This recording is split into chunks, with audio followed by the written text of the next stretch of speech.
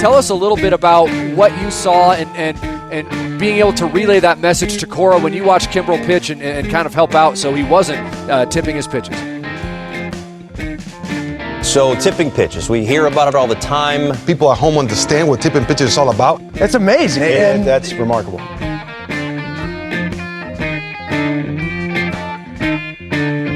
Alex, I have some news to share with you. I love when you do this. This is from apnews.com. The Associated Press. U.S. News. A rare copy of the United States Constitution sells for $9 million at auction. A rare copy of the U.S. Constitution printed 237 years ago and sent to the states to be ratified was sold for $9 million at an auction Thursday evening in North Carolina. Brunk Auctions, that's a real company name, sold the document, the only copy of its type, and thought to be privately owned at a private auction. The name of the buyer was not immediately released. What do we think? What do we think? Did he do it? He had to, right? I mean, who else do we know who's doing it like him? Great question. I have to imagine there's more than just one person out there who's in the market for documents that sell for $9 million.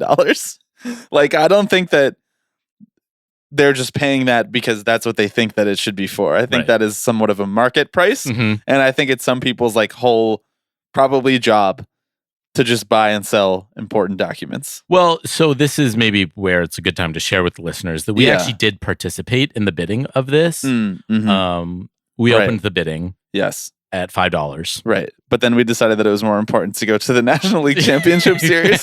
So we had to save our pennies. I thought you were going to say this is a good time to tell the listeners what we're talking about. Because, you know, every once in a while, there might be a new person listening to this podcast and they're not in on the 7 years of lore, as the kids say these days, that went into the making of tipping pitches. We're referring, of course. What, lore, as the kids say these days? Yeah, lore. Isn't that what everybody's saying? I guess. Why are you trying to derail me? This is what I do.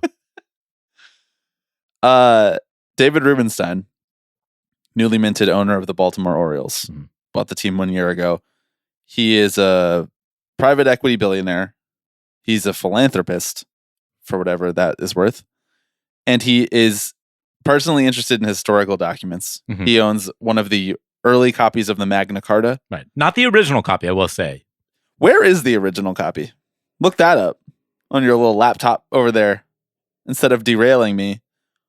Where's the original copy of the Magna Carta? I hate when you do this because it never works. And then you're like, look, it doesn't work. And I'm like, I know it's not going to work. 4 copies of the original Magna Carta of 1215 exist today. Here's a question. Oh, my God. How could it be the original if there are 4 of them? You're right. They were writing them at the same time. They had, probably had 4 scribes who said, no, Joe's getting a little far ahead. They probably were. Joe, what people went by back then. That was the way that they verified that it was really. They didn't have like on video. They had to have 4 different guys cross-referencing so that one person didn't have too much power. They didn't want like an ePay situation where he's translating it wrong. Where is it? You didn't even finish reading it. I know. Well, now I close it. Now I have to ask again. Ask and I'm again. a little scared to do it. Do it again. Where's the original Magna Carta? Interesting that it gave me a different answer. Yeah, really reliable. Oh, Siri's still listening. There are 4 known surviving copies. 2 of them are held by cathedral churches, the Lincoln and Salisbury, and the other 2 are in the British Library in London. So probably he's not going to free any of those up anytime soon. Probably not. So he has one that came out like 20 years later. We are obsessed with this fact. When we found out that he was buying the Orioles, of course, we did what we do, which is we do a deep dive onto a new owner. Because what you come here is for shit posting about owners, not for a baseball analysis. As we're like halfway through MLB playoffs, in the middle of 2 really barn burner series and championship series. We're talking about Constitution. We're talking Constitution.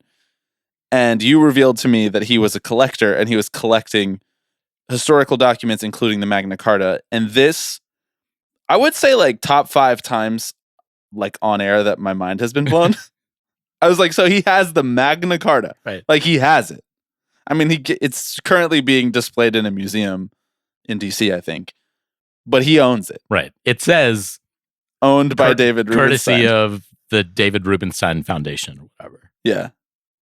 And now a copy of the U.S. Constitution, a real one, which was sent around to each state and ratified, sold for $9 million. And I'm supposed to believe he wasn't involved? Was this like, did they send the same Constitution to each state? It was like, sign it and pass it on? You know, they were like, all right, California, you're up first. California, which definitely was a constitutional state. Yeah. Yep, existed as its in its form back then. Well, I could tell you, except it closed out of the article for me. So hang on. You open it up on the Everything app.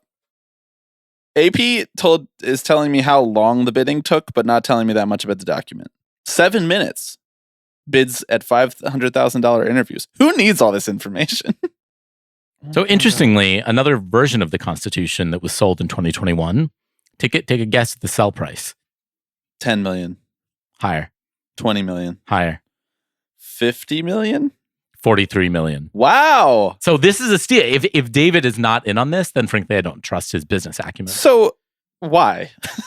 Why did it sell for so much more? Was it like just in better shape? You know, did someone's like kid draw on this one that sold for $9 million? It still has the original Ben Franklin doodles in the corner. They're going to sell my notes one day and people are going to be like, why does he draw so many triangles? Ooh, you're a triangle guy too? Yeah. You didn't know that? I guess I didn't know that probably. You did know that because we used to print out these little triangles up in the corner here that I'm showing you. Mm-hmm.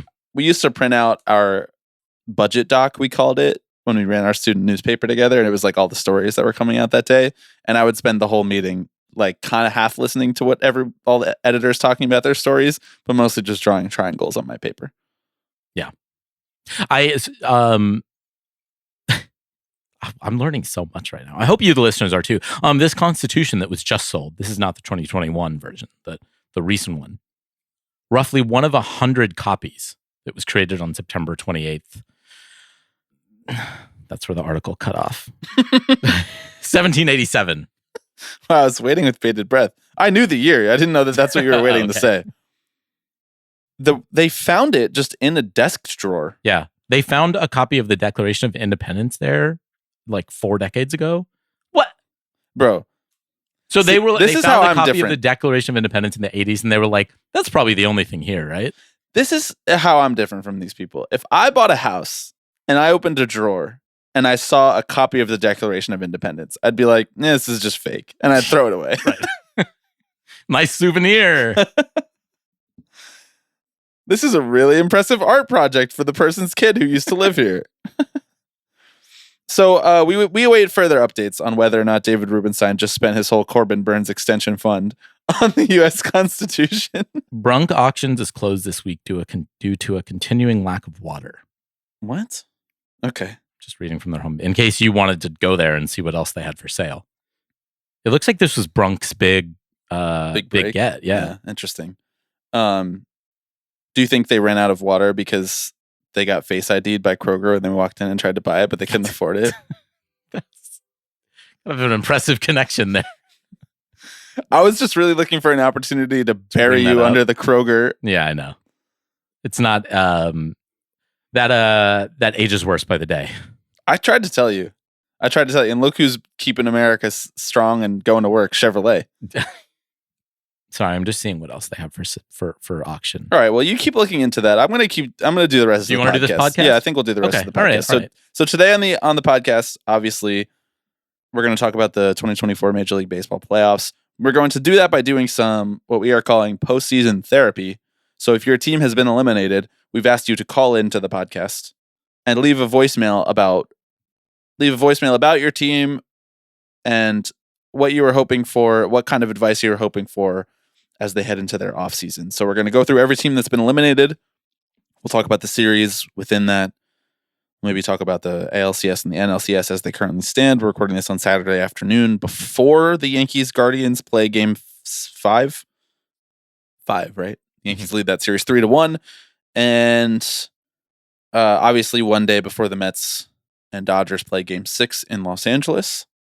So no World Series preview yet. The plan is to do another podcast midweek before the World Series starts, just specifically previewing the World Series once we know what the matchup for that is. So we'll get you more World Series talk. On that episode, this will be more of a how far we've come in the postseason so far. And that's pretty much it. I don't have any other shenanigans on the podcast, but I'm sure we'll get into them. But before we do that, I am Bobby Wagner. I'm Alex Baisley. And you are listening to Tipping Pitches.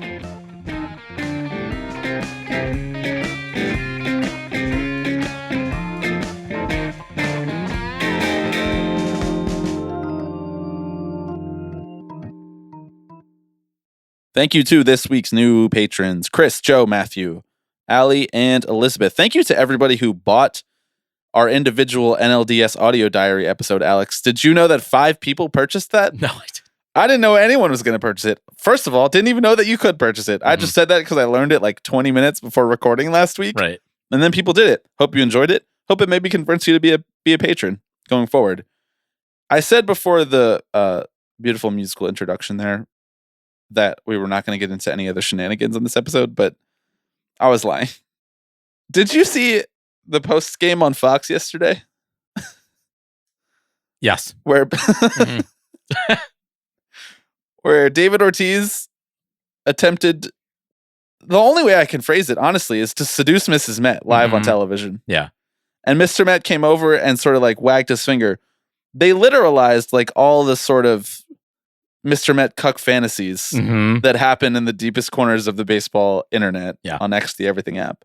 They literalized it on Fox. And you know who didn't enjoy that? Fox analyst Derek Jeter. He dropped his mic and walked off the set. He did.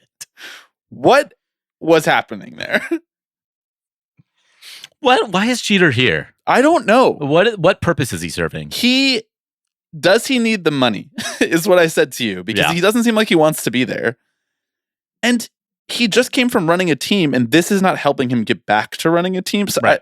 It's all very weird. I would like to say thank you to David Ortiz for all of his great work on television over the last 10 years. I would too. Hey, we were breathing the same air as them on Wednesday. See, I didn't realize that they went onto the field after the game. I didn't either. That was my mistake. Yeah. On Wednesday, Alex and I, after the game, we did try to go get in the background of the shot of Fox and maybe like chant tipping pitches or yell A-Rod, come on the pod or something like that. And we were sort of walking to center field, and some security guards diverted us and said, please leave the stadium. Yeah. I think they knew who we were. They were using that Kroger tech. They were using that Kroger tech. That's not even, when it comes to sports, that's more James Dolan tech. That's true. You know this. Yeah, I do know this. Look, we didn't get in the shot. We didn't meet A-Rod, although you tried. I tried my very best before the game. And I will say, you were close to him. I was close to him. I was within about 25 feet of him or so. And you claim he made eye contact with you? I claim he made eye contact with me. I will take this with me to my grave. He they were kind of between segments or whatever, and folks started chanting, "Let's go Mets." And he sort of leaned back in his chair, looked off to the right. And we sort of, I don't want to say we locked eyes, because that's maybe overselling it a little bit, but I was staring directly at him. So if his eyes crossed me in any shape or form, then we did make eye contact. Okay. I was just kind of mouth plan? agape, like, I don't know. You were like live texting me updates about this, and I was sort of like, I don't know what to do. I don't know how to help. Please ask him if he'll come on the podcast, I guess. Yeah. You did or did not approach his assistant? Look, I ultimately did not approach. And that's on me. The fact that you even know who his assistant is how I know that I would never, ever in a million years want to host this podcast with anyone else. You know, like his name, you know, his LinkedIn profile, like that you can identify A-Rod's assistant in a crowd of people at a baseball game is so funny to me. Look, we just want to have him on. Yeah. You know, Jake from Cespedes Family Barbecue, he met Yoenis Cespedes. Mm-hmm. I don't know how long their exchange was. I just saw a photo. They took a photo together. Yeah. Lord, I've seen what you've done for other people, and I'm wondering, when will you do it for me? I feel like we're getting closer, you know? Yeah. Well, when he buys the Twins. Well, I was sitting there just kind of... Or the White Sox. Or the White Sox. 2 teams that are up for sale, for sure. Mm-hmm. Definitely the White Sox are definitely up for sale. He's definitely really is going to do that. I was trying to figure out what my pitch would be, you know? And I was like, I feel like I need to approach him, because people who come up to him... Just don't say too much. Right. Just be like, hey, I have a baseball podcast. You know, we talk about like our favorite figures of the game. That's definitely what we do. We talk about our favorite figures of the game. And he would be like, "Oh, that's great." Do you think that's what he would say? Or alternative path. Hey, we have a baseball podcast. We focus a lot on the business of the game. No, that's actually exactly what I was going to say. So we don't have to say how we focus on it. No, 100. You say. I was going to say, look, I'm a huge fan of the deal. Mm-hmm. I really appreciate. To be clear, not art of the deal. No, the deal. The deal. Okay. Yes, this is hosted by Jason. I don't know, the less important one. Yeah. I don't know. The one who's not A-Rod. Yeah. His name is Jason. And I said, look, I really appreciate the sensibilities with which you discuss the business of sports and beyond. Mm-hmm. And we would like you to come do that for us. Yeah. I think he would get it. I think if I had a little Presidente in my hand, he'd be like, this guy knows me. We are looking for some insight. Yeah. Sir, I want to know how the book's coming. From one person who loves macroeconomics to another. Please come on Tipping Pitches. Yes. How do you think the book is coming? It's been years. It has been since he tweeted out that photo of an empty notepad on his knees. Saying book. He's just one of one. He's one of one, man. I hope he never stops. Same. I don't want him to buy the Twins because then he won't be on TV anymore. I know. And he won't do the deal. He won't do all of this stuff. No. But on the other hand, then he would be an MLB owner. And then we would truly have an excuse to talk about him every week. Yep. That's what this podcast is about. Okay. Would you like to do postseason therapy? Let's do it. How about we start with the National League? How's that sound? That sounds great, Bobby. Thanks. You're such a good producer. You sound a little bit like ChatGPT there, you know? Like I'm having you say all these phrases that I would. That's a lovely idea, Robert. That I've always wanted to hear, you know? Just a little affirmation from my friend Alex. We did not get any calls about two teams. I'd say one of those two teams is on us. We did not get any calls about the Atlanta Braves. Mm-hmm. We have, I would say, alienated the Braves fan base over the years. I said, I don't really know if they're going to respond well to... I think if a Braves fan, we have Braves fans in the Slack. Yeah. Wonderful Braves fans who have been supporters of Tipping Pitches and listeners of Tipping Pitches for years, whom I deeply appreciate. Mm-hmm. These fans did not make this organization this way. Okay?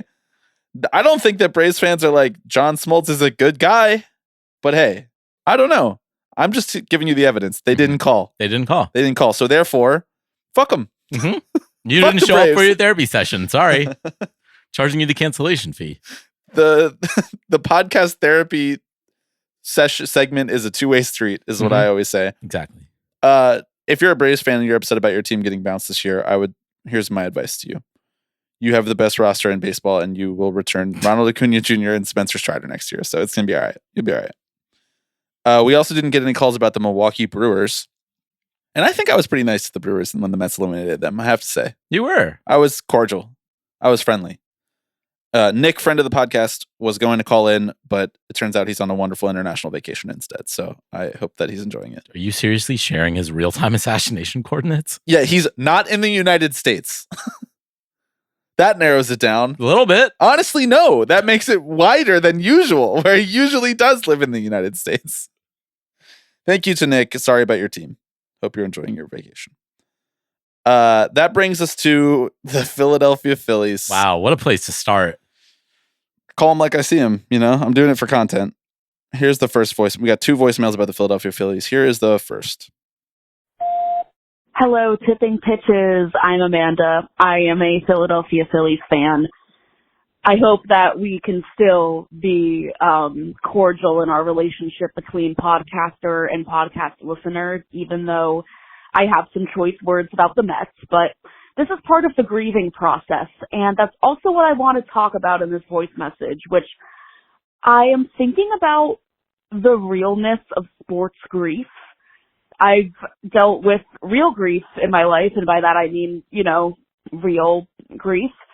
But even in that, I'm discounting the real impact of how much it sucks when you really, really believe in a team and you invest so much time and money and energy into them, and they just let you down year after year.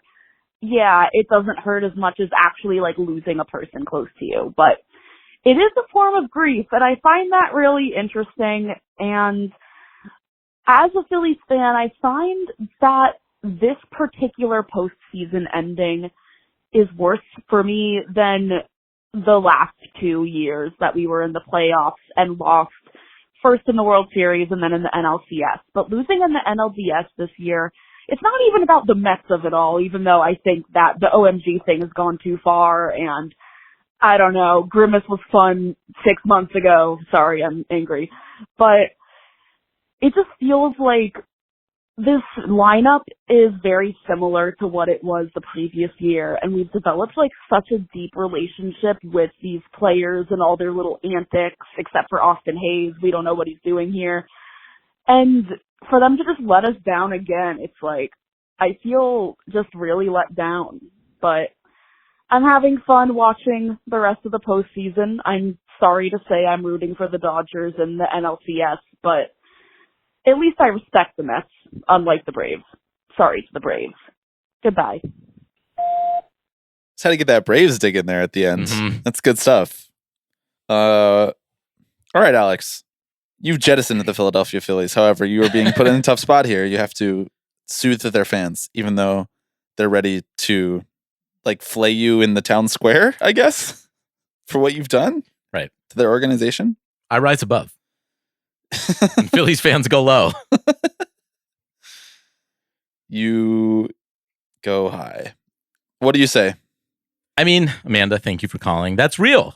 The grief is real. Should we try to talk like in therapy speak for this? I was going to try to. Okay, Yeah. go for it. All right. You are valid. How are you using this to create a wall around against those around you? No, it's true. I mean, it's like you pour yourself into a team for 6 months, and sports have such a way of connecting us to hope and community. Really, it's like if you were watching a baseball team or a sports team at all on your own, and experience that alone, I think that would feel much different than sort of having this communal spirit that, you know, you go through the emotional ebbs and flows with this group of like-minded people throughout the year, right? And then the rug is just pulled out from under you. So I think that's you are valid. You are valid. I mean, you know, just a few weeks ago, I was sitting there on my couch sobbing over the last game of the Oakland Coliseum, right? Yeah. And yeah, you know, it's different from like the real life trials and tribulations that we have to go through, but it's like it takes up a lot of our emotional and mental space and capacity, and when that just doesn't exist anymore, it's tough. Yes, I was thinking about that too when Amanda here, and thank you for calling, Amanda, was talking about the difference between sports grief and real life grief, and sometimes when they intersect, basically.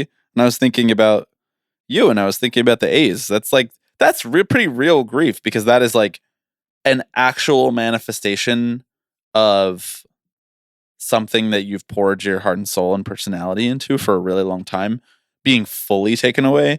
The Philly season coming to an end, it happens every year, basically. Most of the time, they're not going to win the World Series. Well, the season coming to an end does technically happen for every team every year. Exactly. And I'm saying most of the time, yeah, your team is not the one out of the 30 who gets to experience that joy. What I will say is, and I think that this is sort of an offshoot of the conversation that we've been having about how does this playoff format honor the regular season? Does it, you know, does the bye mess with the fact that you've been playing basically every day for the last 6 months? Is this an inaccurate representation of what baseball is supposed to be?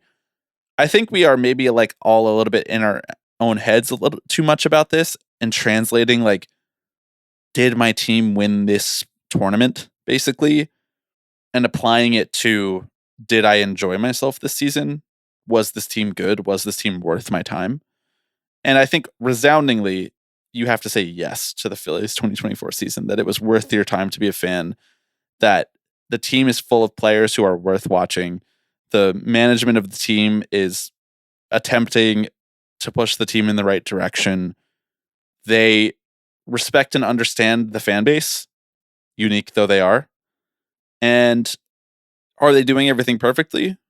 No team is. But again, there's a reason that you picked them to be a fake fan of. It's because like out of all of the teams of the 30, I do think that the Phillies are one of the teams that are most worth investing your time. And I think that is the thing that leads to grief, is that we invest so much of our time into this and then it's over in no time.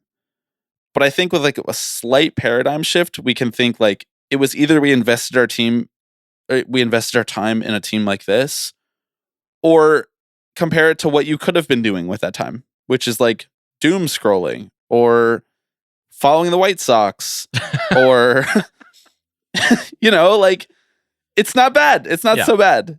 And sometimes if you feel like that calculation is not working for you, step back for a little bit, watch more movies, listen to more music. Like I've done that at times throughout my Mets fandom. There were years in there where I just like wasn't really following the team. Years. And now this is like my profession. And that's okay. So I think as fans, we should, again, like you're saying, have a little bit of a paradigm shift. Did you enjoy the time spent with others and with this team? Probably. So, and it is by no means over for this specific core either, for the guys that you like on this team. Yeah. I mean, like you look at next year and the years beyond, and it's not a question of will they be in contention, right? It's how far will they go? Yeah. What will that contention looks like? And that's part of where all this grief, so to speak, comes from, is because the expectations were so high for them, right? Like it is a testament to how much potential there is for them. And so I think it's okay to, after a long season of highs and lows where things looked really great for a while, to sort of take a moment to step back, refresh, reset, and then gear up for next year. It's not over. You got to kill the World Series expectations in your head. Like you basically have to go into every baseball season being like, I have to be happy with the 162 and anything on top of that is gravy. Yeah. Because even the best teams, look what's happened to the Dodgers over the last 10 years. They're easily the most success of any team. And they have one to show for it in a weird year. I'm not going to make any qualitative judgments about that. I mean, they very well could win this year too, but this is not the best team that they've had, especially with all of the injuries, and they might win. It's just pretty random. Yeah. Right. But that passion that you feel is why it hurts. And it's also what's going to make it feel even that much better when they eventually do win. The Phillies already got one, they can't take that away. Flags fly forever. Okay. We have one more about the Phillies, but really about being sort of fan agnostic as well. Hey guys, it's Becca. I am calling for some fan therapy. So I, for nearly all of my life, watched baseball as an agnostic viewer, as team agnostic. I just enjoyed the sport. I didn't have a favorite team. But in the past 3 years, the Phillies have really endeared themselves to me. And I found myself watching more of them. And this is the first season where I fully admitted that I am now a Phillies fan. And for the longest time, I thought that watching a sport without a favorite team was the best way to do it because, you could just watch your favorite players. But now that I had some sort of stake in the game with a favorite team, it was so much better, but also so much more devastating. And so I'm coming to you for some fan therapy as a fan of an eliminated team, but also a first-time fan, since I've never had a favorite team. Thanks. I'll hang up and listen. Becca, thank you for calling.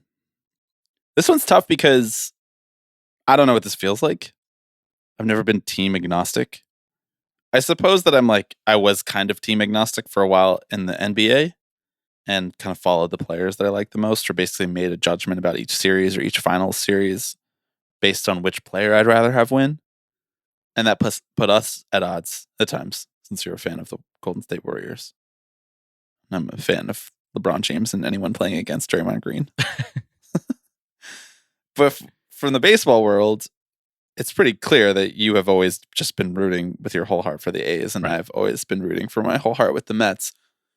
I think that there's been this sort of push in the last 5 or 10 years as we've been doing this podcast that I've noticed online where it's like being team agnostic is the best thing to be, because then you aren't tied to the actions of one owner and you're not tied to the fortunes of one team, and you can sort of lean in and lean out as you see fit based on how you're being treated as a fan or based on what players you like the best. And you're also not tied to like your team committing to shitty people either. You can really step away quicker. But I think Becca makes a good point here. It does feel better when you like throw your lot in with another group of people who are like uncomplicatedly throwing their lot in for that team. And obviously that means you have a higher fall. You have a larger fall when that team gets eliminated. But all the stuff that we said about the Phillies still withstands. And I would say about your choice to move from agnostic to Phillies fan, it doesn't mean that you can't still orient the rest of your fandom like around players that you like and around teams that appeal to you more because they have more of those players that you like. I'm in a weird spot right now because essentially I have rooted for the Dodgers to win every game of the last 5 years that wasn't against the Mets. They are easily my second favorite team, and they're playing the Mets right now, and I find it hard to drum up that same sort of like sports hate for them that I have for other organizations and that I had for the Phillies during the Phillies series. And it hasn't made the wins any worse being a Mets fan, you know, and it hasn't really made the losses any better. So ultimately, I think that you're making that choice to lean into the Phillies for a reason, and you should trust that reason. And that reason is because they have a collection of players that haven't, as you said, endeared themselves to you. And I think over time, it just becomes more and more endearing as you sort of like collect memories, collect trials and tribulations, collect highs and lows with this team that are kind of like basically always present. Like I'm essentially always thinking about Matt Harvey's Game 5 start in the World Series, even if I'm not directly thinking about it when I watch the Mets. It's all there.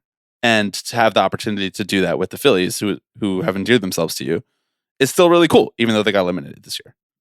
Yeah, I mean, it's an interesting evolution of fandom that Becca is experiencing. As you pointed out, I think a lot of folks maybe grow up as a kid as a fan of a specific team, and then maybe as you get older, you kind of grow out of that a little bit, or you decide it's more interesting to watch, to just watch the players you like or whatever. And I imagine that it's really weird to kind of go from not needing to invest your whole heart into a team to falling for a collection of players and really pouring yourself into it and then feeling that heartbreak. Like that's most sports fans, I think, grow up learning that heartbreak is a part of it. And I imagine it's very strange to sort of not have to experience that. And then as an adult, you all of a sudden are like, whoa, I really threw myself behind them. Mm-hmm. And, they let me down. They let all of us down, right? Not for their own fault necessarily, but just because that's the way the ball bounces. And like we said, for Amanda, I think that's those lows really are what make the highs so high. Completely agree. You can't, maybe this is just my worldview, but you can't possibly be as happy about a team winning that you were not as invested in when they lost. Right. Like that is just human nature. That's the nature of emotion. It's the same way that like you can't experience true happiness if you just avoid your sadness all the time to get real therapeutic on it. Okay. It's true within sports too. Like the reason that we care so much about sports are because they're a microcosm of life. Yeah. Right. And you are setting yourself up for that much better of a payoff if/when the Phillies actually do win. So that's kind of the light that is at the end of the tunnel there. Yeah. And it's a really lovely thing to be able to join a community, and have that shared experience.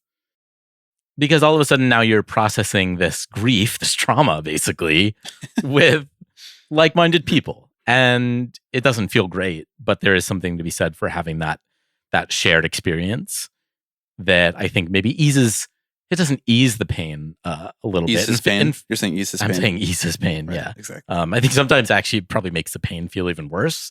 But again, commiseration is important. It is. In life, in sports, in music, in movies. That's the reason these things matter. Yeah. Otherwise, we're all just moving through life nihilistically. Right, exactly. Which sometimes it feels that way in sports too, and you need a little healthy dose of that every once in a while. But speaking of grief, San Diego Padres were eliminated by, what did they call it? The big bad up the highway or something like that? Who called what? This was when the Padres finally eliminated the Dodgers. They were like, we slayed the giant. Oh, Up 2 hours up the 405 or something like that. I don't know. There was like a whole thing. And this year, that wasn't the case. The Dodgers punched back. And I have to imagine that was incredibly frustrating because honestly, this probably was the best Padres team.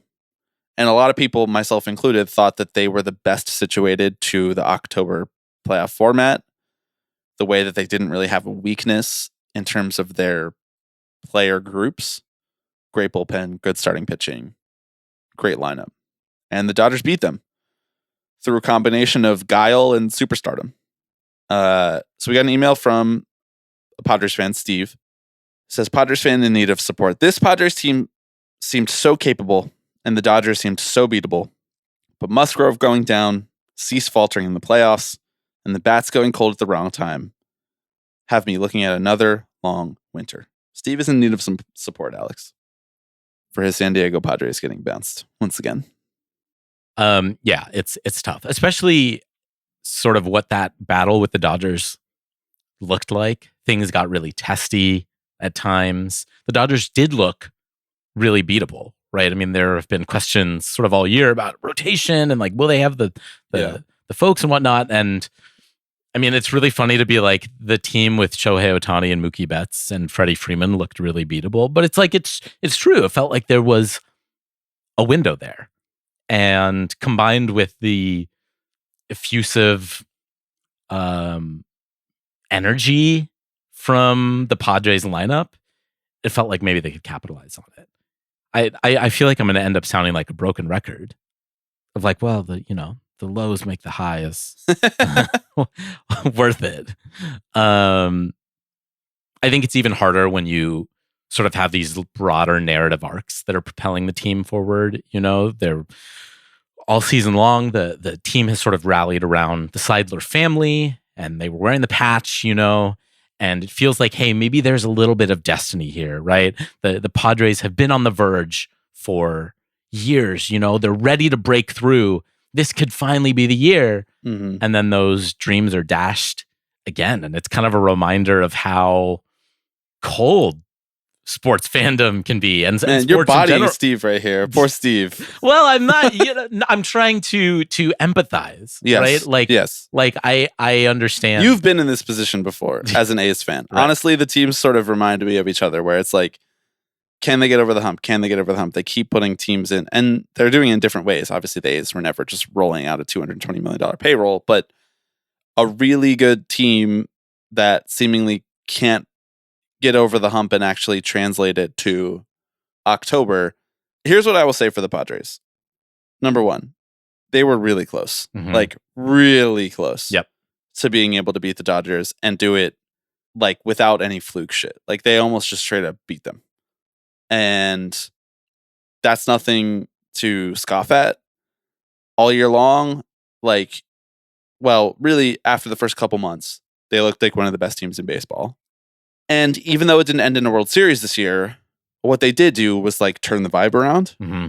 And the fan base, the organization, the GM, the players, like there is sort of, everyone is kind of on the same page that this team is good. And this team is worth it and worth investing in. I would be surprised if they took a team that is this close and has this much support. They sell out like every game. And it's an incredible environment when it comes to the postseason. And they have young stars under contract for a long time. So they have expected salaries for these players. I'd be surprised if they were just like, we're not interested in this anymore. They are kind of pot committed, and that's a good thing as a fan. Because you get to set your watch to the fact that Tatis and Machado and a couple of these other guys who are on longer extensions are going to be there for a while. The hardest pill to swallow for the Padres this October is that they did the right thing by putting 4 good starting pitchers together, by making these trades. And they were actually all pretty good all year. I mean, I know Yu Darvish had his health concerns and personal issues that kept him out of the lineup for part of the year. But when it came to October, he looked like same old Yu Darvish. I think the Cease thing hurts the most because it's like he was just great all year, and then he had 2 bad starts against the Dodgers, who, as we've seen in the Mets series, can make good starting pitchers look like they don't know where the strike zone is. And it just ended up being a bad matchup for him. And that's a bummer. But that happens. Like, that's playoff baseball. So I would say they didn't get beat in the way that makes you question what the plan was. You know? Yeah. They have a pretty good plan still. Right. The plan is put together the best team you can, get to the playoffs, and hope the ball bounces your way. Right. And there's not a lot more that you can do. They turned the vibe around. The vibe around this team was bad last year, and now the vibe around this team is good again. Yes, agreed. Well, and frankly, also, if you told me 5 years ago, the team in the NL West that is going to be challenging the Dodgers for NL West supremacy is the San Diego Padres, I probably would have been like, okay, coming off the 5th place finish, Diamondbacks are looking like they're pretty good. Maybe the Giants, I don't know, are always hanging around, and that's all they're doing. And that's kind of at this point all they're doing. But like, it is a testament to the fact that the Dodgers have been for maybe the last decade the best team in baseball, and the Padres are right there with them. I think the path for the Padres, honestly, is like eclipsing them in the division. You're playing a dangerous game when you have to constantly make it into the wild card because there's so much variability, and you're coming off of that 3-game series, so you're not sure about what that did to your team health-wise. You're not sure how that lined up your pitchers. You're not sure if there's a cumulative effect of exhaustion from having to go play that 3-game series, and also not knowing for sure that you were going to make it in. And they made a really good push. They just came up short for the division this year.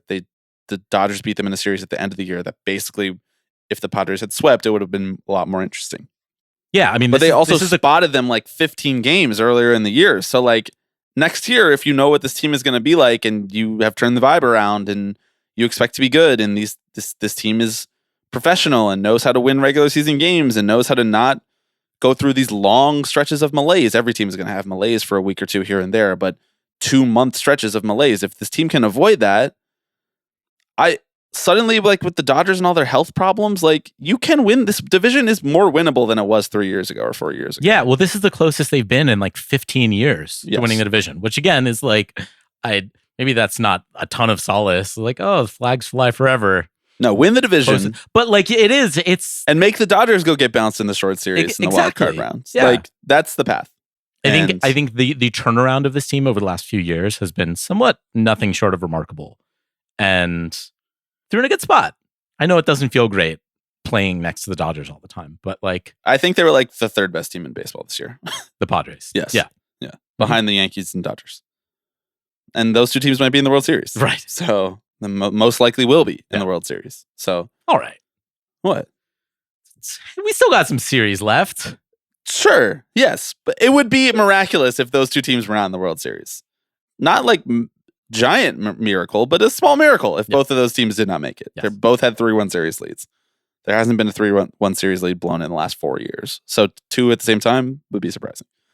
Okay, let's move to the AL. Let's start with the Astros. Sort of a weird year and kind of a weird time for the Astros organization. So we're going to start with this voicemail about the Astros. Hey, this is Claire in Houston. Big Stros fan, big podcast fan. Just calling to see if y'all have any advice for how to karmically punish Ted Cruz for showing up to those damn wild card games and taking the streak away from us.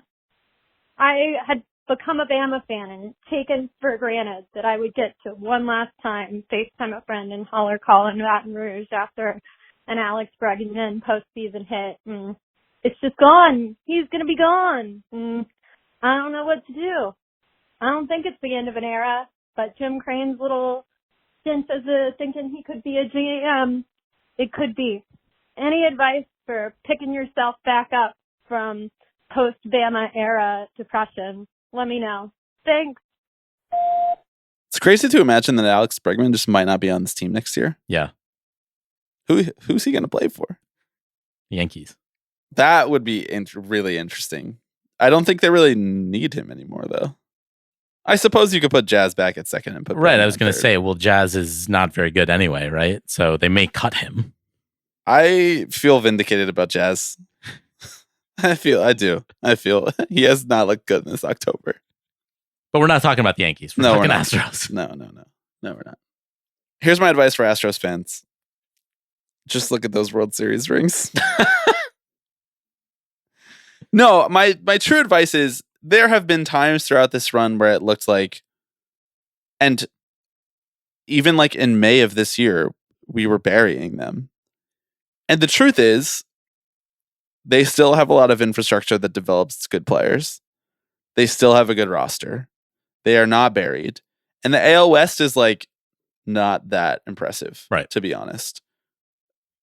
The A's were better than expected and still 15 games under 500. Like the Rangers coming off a World Series, old roster, a lot of upheaval. Still really good lineup. You expect them to bounce back and be better, and I might pick them to win the division next year, but still. The Mariners, like, I don't really know what's going on with them. They cannot seem to figure it out for any long period of time. So my therapeutic advice would be not run it back necessarily, and not that this is the end of an era, but this is a little bit of an opportunity for like a strategic reset with, and also like sort of an organizational turning of the page. You know, if they don't bring Bregman back, then you're left with, from the sort of title era, I guess Verlander, if he's still going to pitch, Altuve, who's like the guy, for being honest. He was up before all of this stuff, and he was the first guy to make it, and he's been the best player throughout this stretch, so he's the guy that you want to keep around, and they extended him. Yordan Alvarez, still one of the best hitters in baseball, if not the best hitter in baseball. Jeremy Pena, who still pretty young, like still a few more years of team control left, and like an opportunity to fill out the rest of the roster, right? To not be tied down to like semi-expensive veterans because you know that the championship window is now. It's like a little bit more of an opportunity to sort of be like, I'm open for business. I don't know what's going to happen. There's an opportunity that we could have some new guys, some fresh faces, some fun on the horizon of what basically something different than I have been expecting for this last 6 years. And honestly, like, you don't want to become the Yankees. You don't want it to be like championship or bust every single year. That doesn't really seem fun to me as a fan base. And so if you can kind of like just take a step back from that, appreciate everything that has happened, appreciate all of the success, all of the ALCS, the sustained success, the knowing you were going to be in it, and actually getting there and winning twice is more than most quote unquote dynasties can say for themselves. Like if you compare them to the 90s Braves, they only won one, you know, at least the Astros won a few times. So that's what I would say to Astros fans. I know that it's going to be weird, but maybe now like there's the pressure's off a little bit, and that can be its own version of fun. Yeah. Kyle Tucker too. I don't even think we said the name. I didn't name Kyle Tucker. Yeah. Probably because he doesn't show up in October. So I haven't thought about him in a while. Come on. You know, I still got it. I still got the fastball. Yeah. The hater energy is still there when it needs to be. I think perspective is always key. As you're saying, things were really bleak for the Astros. The Astros at one point, not too long ago, were one of the worst baseball teams we have ever seen. And it was really unclear. You're talking about like 12 years ago? Yeah. Okay. I thought you were talking about like May. I was just clarifying. I was like, they weren't that bad. No, what I'm saying, things were really, really bleak. And they turned it around. Now, yes. Is it weird when sort of cornerstones of your franchise potentially move on? Yes. I think it's accepting that things will be different, sure, but that doesn't necessarily mean worse. This team was able to win a World Series or two. Like, I had to run through it in my head. They did only win 2, right? I think so. It's a 17 and 22. Yeah. It's crazy that there's 5 years between those. That is crazy, yeah. So they went 2-2 in the World Series. 1-17, lost in 19, lost in 21 to the Braves, and 1-22 to the Phillies. Not bad. Pretty good. I would say not bad. Yeah. And again, like there's a reason they were able to get there. Like under no circumstances do you have to hand it to Jim Crane and or the Astros front office. But like that's the toughest part of this whole situation if you're an Astros fan is like he's just kind of running amok right at this point, and he's like he already got his World Series ring, so he's just like now it's time to play house or whatever. Yeah. I think if you can maybe like drum up something embarrassing about him and force him to sell the team, that'd be great. That'd be great. Then we wouldn't have to deal with him anymore. Yeah. That'd be great. All right. Well, 785-422-5881. If you have Jim Crane dirt, this is a secure line. This is a secure line. Hit us up on our signal. Also, I don't think we need to give Ted Cruz that much power. So what is the implication here that he didn't show up or something, or he did show up? And I think the implication is that he showed up to the wild card games. Did he get booed? I would have to assume so. I mean, that man gets Should booed. we be checking that off the bingo card then? Probably, yeah. But we already got bingo. So yeah, but other people are still playing. True. I want to get bingo a second time. I think I'm not satisfied. I think job's not done.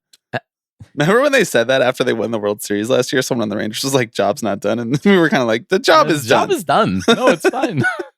I think having Josh Hader on your roster is far more karmically punishable than having Ted Cruz be a fan of your team. Yeah, I just want to buy say a ticket. Yeah. I mean, Francisco Lindor hugged Chris Christie before Game 3. Like, what are we talking about here? We can't keep the politicians away. Yeah. All right, let's move on to the Orioles. We got 3 separate Orioles calls. Mm-hmm. So I'm going through it. Yeah. I mean, it's Bummer Town in Baltimore right now. So I'm going to play selections from those 3 voicemails. Hi, Alex. Hi, Bobby. Calling in for postseason therapy on the Baltimore Orioles. Where do I start? They made the postseason in back-to-back years for the first time since the mid-'90s. They jettisoned their old ownership group, fronted by infamous fail son John Angelos. They have an exciting young core of major league players. They have a beautiful ballpark. They have a farm system that ranks 6th in baseball according to Fangraphs. However, they've also now been swept out of the postseason for the second year in a row, and their playoff losing streak is now up to 10 games. We're getting perilously close to Minnesota Twins levels of futility here. They haven't won a playoff game since 2014. They haven't been to the World Series in over 40 years. And a few key contributors from the 2024 season are almost certainly leaving in free agency this offseason, Corbin Burns and Anthony Santander. A couple of other guys, Adley Rutschman took large steps backward this year, most notably in his offensive performance, but also in catcher framing. And of course, perhaps most concerning is the performance from our eagerly anticipated top prospect, Jackson Holliday, who was sent down to work out some mechanical kinks after a disastrous April debut. But even though he had a hot 2-week stretch in August after coming back, his triple slash line over the last 6 weeks of the season was a painful 180, 259, 230. Right now, our projected 2025 starting rotation is Grayson, Zach Eflin, Tyler Wells, Dean Kramer, and Trevor Rogers. Pretty scary, right? Fangraphs estimated Baltimore's 2024 payroll at $103 million, which is the 3rd lowest in the American League and lower than any other playoff participant this year. Current estimates for 2025 are $79 million. I guess we'll have to wait and kind of see what kind of money David Rubenstein is ready to throw around this winter, but there's a lot of work to do to make this a team that will inspire hope in the hearts of its fans or inspire fear in the hearts of its opponents come October. Can't wait to hear what you guys have to say. Thanks. This is Joel. I'm an Orioles fan. Fan therapy is something we all need. I thought I was done with fan therapy after the team was sold in February. How foolish of me. The Orioles got their ass kicked in the wild card round for exactly the same reasons that you guys pointed out in the narrative ball episode. The Orioles spent 3 years dumpster diving for free agents that would not affect their bottom line. and building up their farm system to be very good, and enjoyed telling anyone who would listen about how good their farm system was.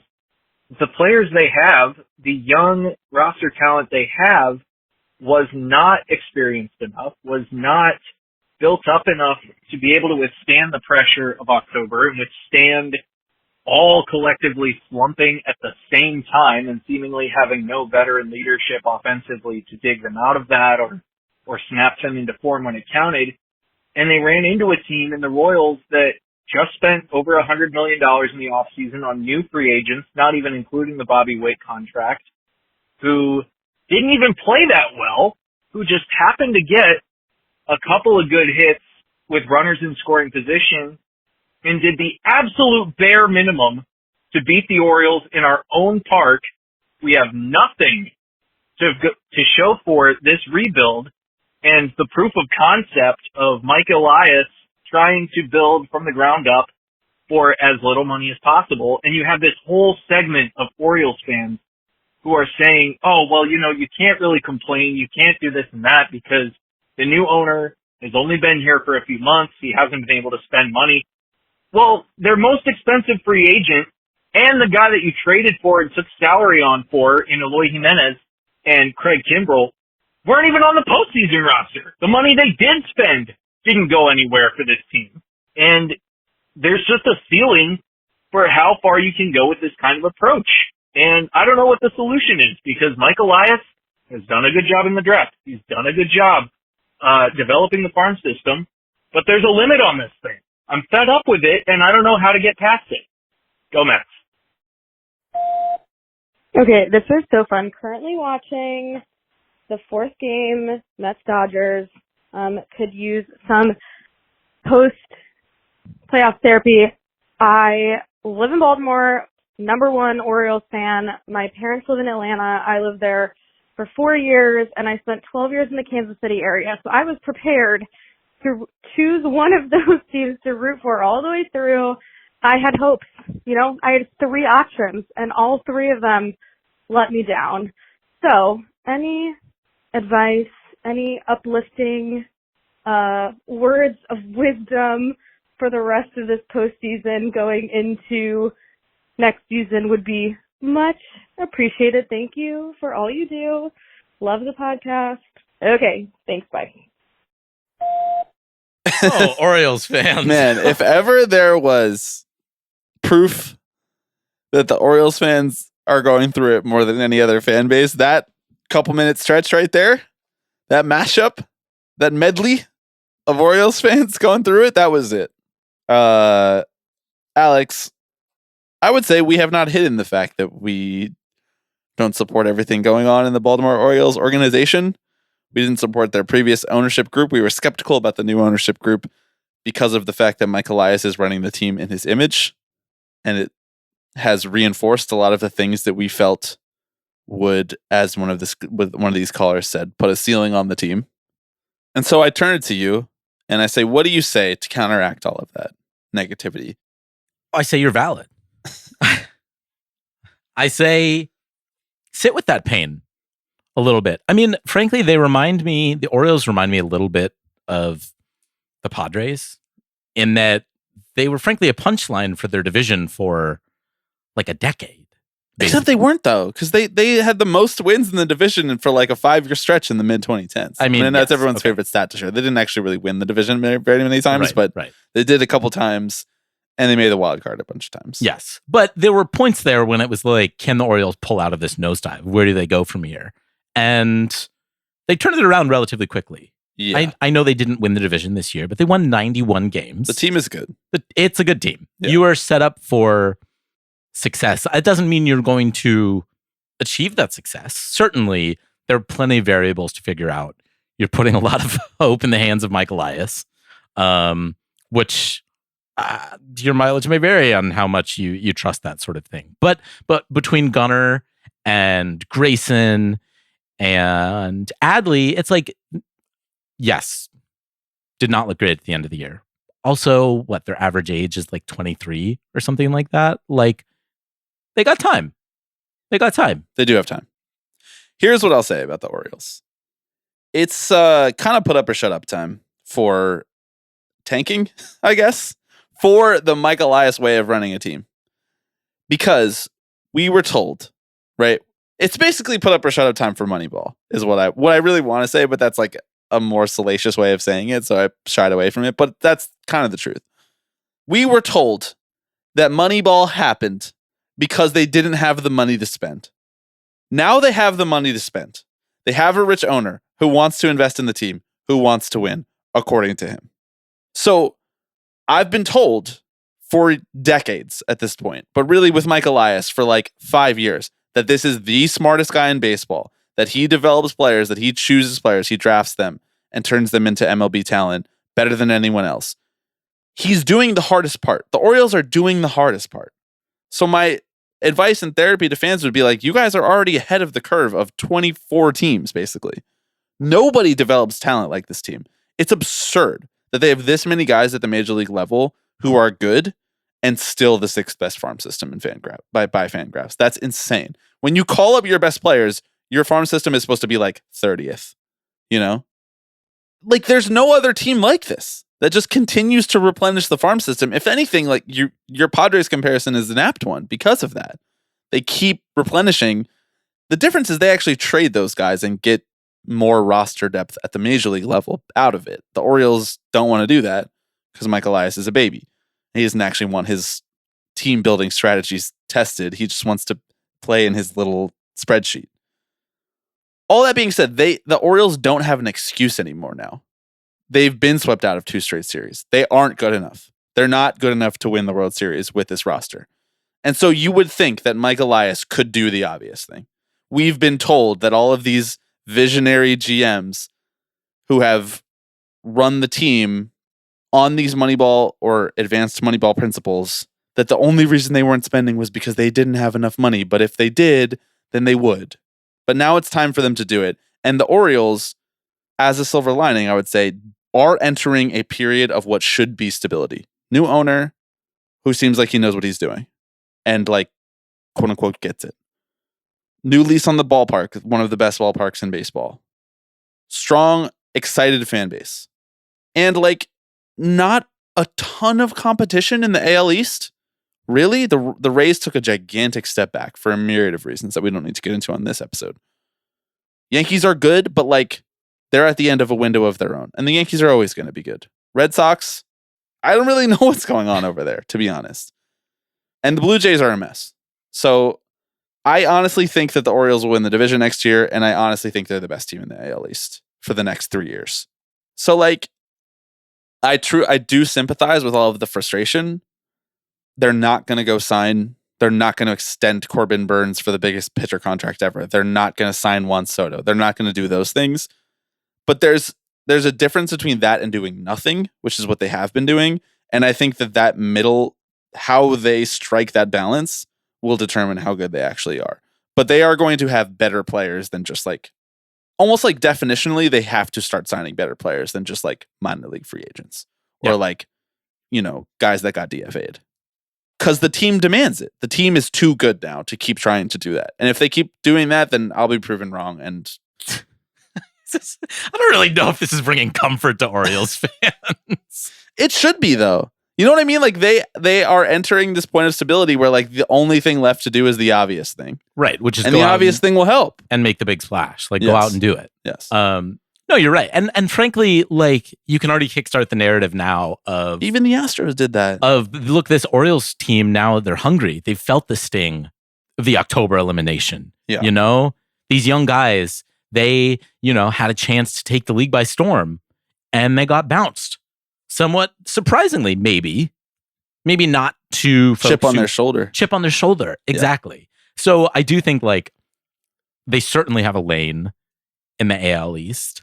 I mean, I understand your Moneyball comparison, but I think it doesn't dovetail entirely with the tanking thing, right? Because Moneyball is like, we won't spend big on the field, but we'll kind of like nibble around the edges, right? And we'll just like, we'll cobble something together and see if we make a run. It's like the Orioles have put together a good baseball team. They like intentionally have a young core that if they want to, they can keep around, and they already will have for years at this point. So it's like, yes, I agree. It's time for them to put up or shut up.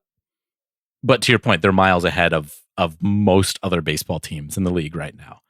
And so, like, that's a pretty good position to be working from. Yeah. They'll be back here, no doubt. Well, there's a little bit of doubt. There's always doubt. It's baseball, right? It's important to keep that doubt, though, right? It's important to, like I said, kill the World Series expectations in your head earlier for the Phillies. That makes it more enjoyable. Well, yes, but I'm not saying you have to expect World Series. I'm just saying the goal is to get to October. The goal is to be playing in October. That's not the Orioles' goal anymore, though, I don't think. I mean... Or goal is like proof of concept here, guys. Can we win a series when it actually matters? Sure. Okay. All right, we have 2 teams left. 2 AL Central stalwarts. The Detroit Tigers and the Kansas City Royals. Dealer's choice. Let's do Royals. All right. Hi, Bobby. Hi, Alex. This is Francesca, and I'm calling about the Kansas City Royals. They've put me in this metaphorical therapy chair today. So, look, objectively, incredible season for the Royals. They lost 106 games last year. It was one of the most miserable seasons in my living memory. And this year, they made the playoffs. I mean, come on. They spent nearly the entire season above 500, if not actually in playoff contention. They flirted with first place at the end of the season. They made the playoffs. And they advanced in the playoffs. They didn't just get swept and knocked out or anything. Like, they showed up for a few games at least. So I should be feeling incredible. I know that. And I do feel a lot of happiness about the season and how it went. However, my overarching feeling is one of hatred. Pure, undiluted sports hatred for the New York Yankees, everyone involved in that organization, and every single one of their fans. I want nothing but pain and misery for them for the rest of their lives. And this is a very new feeling for me. Most of the time, as a Royals fan, I've had a very Midwestern sense of, I just hope everybody has fun, because the implications for my team are, they don't matter. My team is never in it, except for 2 glorious seasons. Sorry, Bobby. So I don't know if that pain and that anger and that hatred are what I should be feeling, if I should lean into that, or if I should try to return to the sense of happiness and joy that feel like the healthy thing to feel. I don't know. You guys tell me. Yeah. I'll take my answer off the air. Okay, bye. I think as baseball therapists, we're not supposed to tell people that they should lean into the anger and the hatred here. And honestly, orienting your fandom around hating the New York Yankees has not worked out for a lot of fan bases. Like, just ask Twins fans. Still waiting. They're still waiting on that to work out for them. So I would say yes, Francesca, you should just lean into your own team. Just lean into the young core. Lean into the fact that you probably have the best young player in baseball in Bobby Witt Jr. The Royals, I think, similarly to some of the other teams that we've talked about, are like ahead of schedule. You know, their proof of concept is that they invested in the team in bringing in serious players, in signing their young star to an extension and making sure that he plays the majority, if not all of his career in Kansas City. They've made kind of like all the right moves. Now the moves get a little bit more treacherous now, because going from good to great is much harder than going from bad or mediocre to good, I think, which is crazy, because like they were really bad a year ago. But I think that they're on a path, and I would say lean into that. And they're working from a point of strength in comparison to a lot of the other teams that we've talked about, because they already have their franchise cornerstone under contract for a decade. And so there is that certainty that sort of falls in line from that point down. that I think a lot of the other teams don't have the benefit of. And I think sometimes we underrate how useful that is in terms of being able to convince a front office or an ownership group that like you have to keep trying because we have Bobby Witt on the team. There's no sense in being bad. We have Bobby Witt. And he didn't look very good in this October, but this was his first taste of the playoffs. So like he is too good to be that bad again and again and again. So if you just keep giving your team chances, there's going to be one October where he hits 415, and maybe that's good enough to win the World Series. You know, there are very few players in baseball who are like that, and you have one of them. I think it's okay to lean into the anger and bitterness. I support it, frankly. How's that working out for you? Well, you know what? Which anger and bitterness? What, over the A's? Well, I just mean like of the team that eliminates you, you know? Well, I haven't had to worry about that in a while. I'm just saying, have the A's beat the Yankees yet? They're still waiting.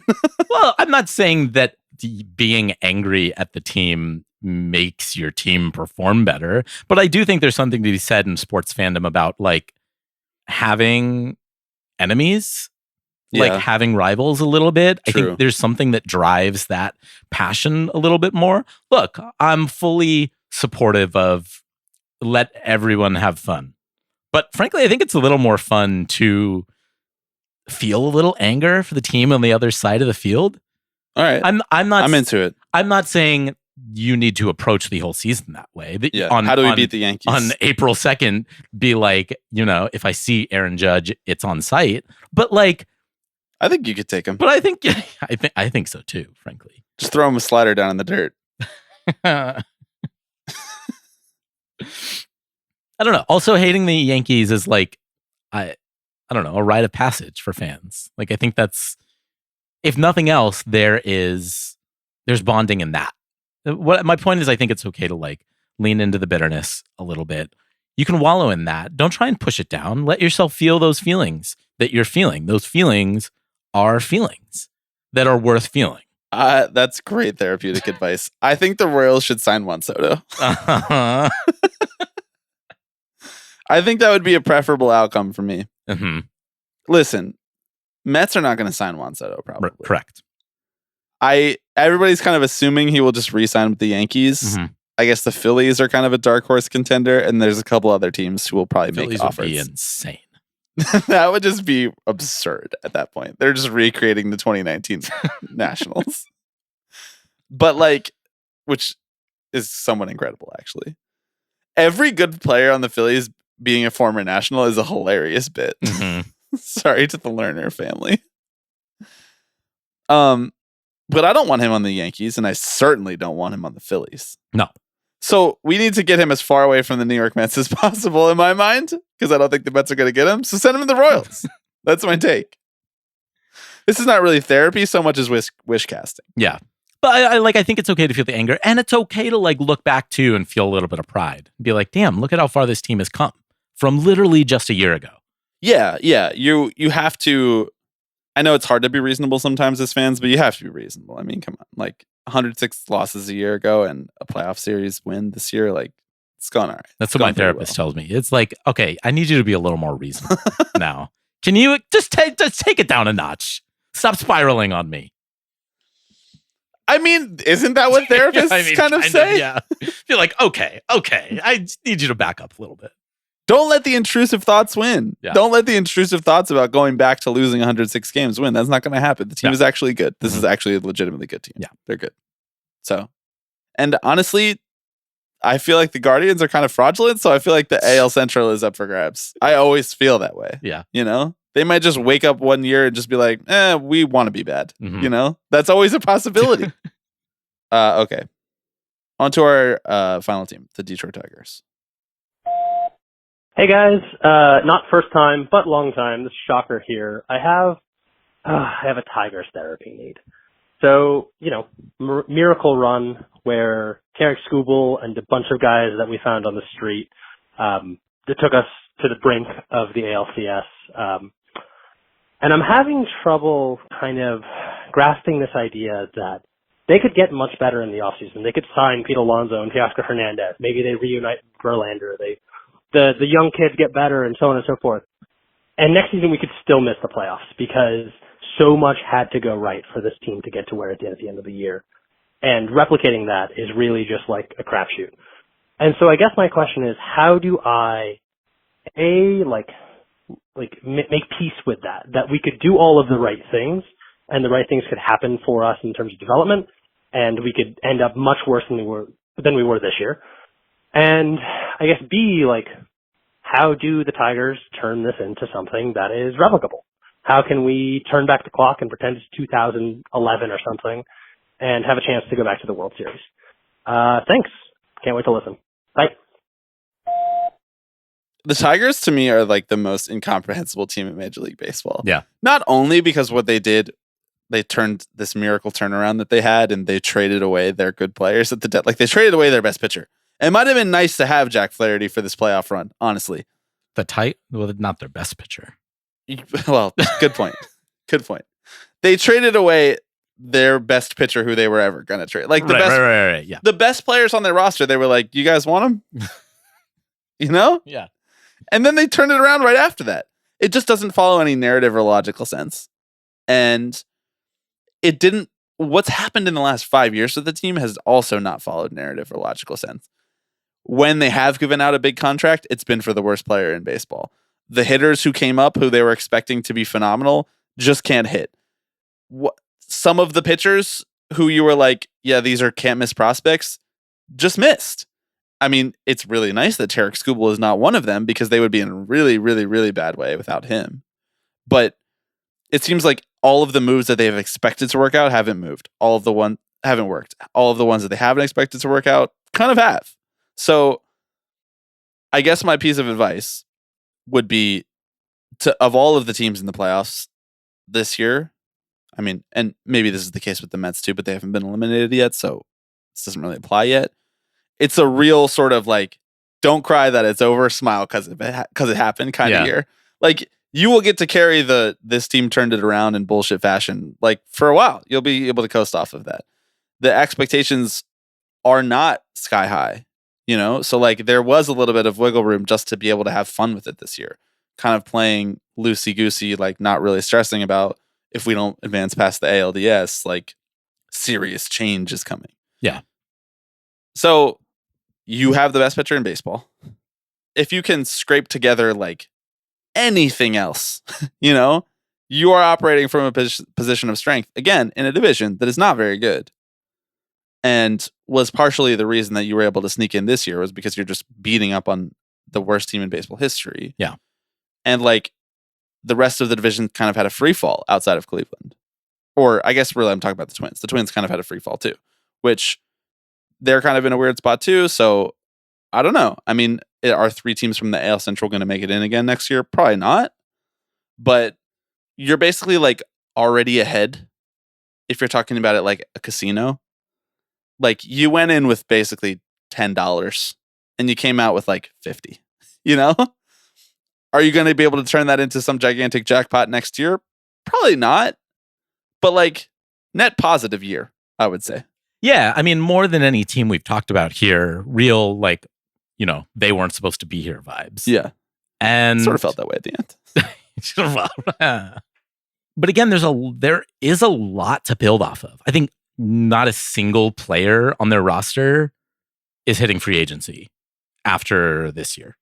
They only have room to grow, really. And again, that's putting a lot of faith in the front office. Yeah. But they need 3 good signings. Yes. Yeah.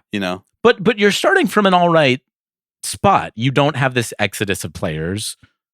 You already shipped all of them out at the deadline.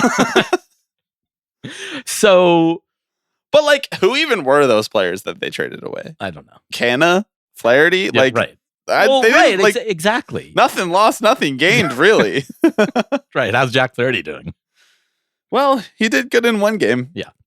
Do you think Jack Flaherty was tipping pitches? No, I'm tipping pitches. I think that again, the Tigers arrived probably a little early this year. And so I think that means that there is room for them to grow. Mm-hmm. I don't think we should expect them to take a huge step forward and win 95 games next year. But like winning 95 games is overrated, though. That's what I would say. There's Okay. another piece of therapeutic advice for Tigers games. There's no point in winning 95 games. What about 94 or 6? Is it just 95 in particular that you're anti? Well, what I mean by that is like, if it's going to be a crapshoot anyway, like if the AL Central is just a crapshoot every other year, or if the playoffs end up feeling like a crapshoot, it's not like you have to be like this big, great team to get in. You need to be good and like replicably good. Sort of a hard phrase to say there. How many more years are on the Javier Baez contract is an interesting question, because it's turning that into something else would be nice. Right. You're saying big contracts don't work. I'm saying big contracts for bad players don't work. And that's a rare thing. Yeah. Bad players don't usually get big contracts. Mm-hmm. I can think of a few. Jason Bay comes to mind. Bryce Harper. Mm-hmm. Manny Machado. Yeah. Trey Turner. Absolutely. Wastes of money. Waste. Yeah. I think that whoever signs Juan Soto should only sign him for like a year. You know? Because we're not sure about that guy yet. Right. 1 year. Like a prove it deal. Like 20 million. Yeah, prove it. Just with laden with incentives. I mean, yes, he's been great for 6 full years, and he's only 25. But what? That can't turn around? Right. You're expecting him to just continue to be great? Yes, he still has 5 more years of his athletic peak and a skill set that translates 7 years beyond that. But I'm supposed to just pay him for that? This is good. Keep going. The Tigers were in such a weird They should sign Juan Soto, limbo. dude. I mean, the Tigers were in such a weird limbo period for a while. Everybody but the Yankees and Phillies should sign Juan Soto. I mean, yes. That is, my baseball team should sign the best player. Yeah. I don't know. They like didn't hit rock bottom. They didn't have to hit rock bottom to get back to the playoffs, which is like weird. Yeah, no, that's cool though. And it is cool. I think they probably felt like rock bottom a little bit there. Sure. Yes. But it was not Astros, Orioles. Yeah, it level wasn't 3 or 4 tear-down straight years. tank. Yeah. So I don't know. I guess this is how you build something sustainable. Maybe add bit by bit. Yeah, don't have shitty players. They're like the best example, other than the guy who makes the most money on the team, of not having like really bad players on the roster. Yeah. They just don't have, but they also just don't have very many. They have a lot of like league average guys. Yeah. I don't know. And Yeah, I mean, lots like, of wide error bars for this team. they have like a couple young hitters who are like, you feel solid about, like Riley Green and Kerry Carpenter, and weirdly, like Matt Vierling was hitting 3rd for this team in the playoffs. So you probably want him hitting like 7th or 8th, right? Ideally, but I don't know. I mean, they feel like a team that is like decently situated to basically do what the Royals did from last year to this year. It's just that they didn't lose 106 games. They weirdly, for some inexplicable reason, when they tried to get worse, got better. Yeah. And so it's not beyond the pale that they might just like be a solid to good team next year and win enough games in like a mediocre division or in a league that is sort of like stars and scrubs at this point, that they could sneak into another wild card. I wouldn't hate that. Yeah. Did we do a good job? I think that's up to our patients to decide. Like whether they schedule another session. Yeah, right. Exactly. Do you feel fixed? I'm going to go check to see our reviews on ZocDoc. Our reviews on psychologytoday.com. If you did call what health in, insurances do we take besides IBX, the Philly sponsor? I was about to make that joke. We take Star Insurance, the Yankees jersey sponsor. We take IBX, the Phillies jersey sponsor. Star Insurance, which is property, like insurance. Yeah, exactly. Your fandom is your property. Your property, yeah. I had this thought last night, and I had nowhere to put it, but we have a baseball podcast, so here's where I'll put it.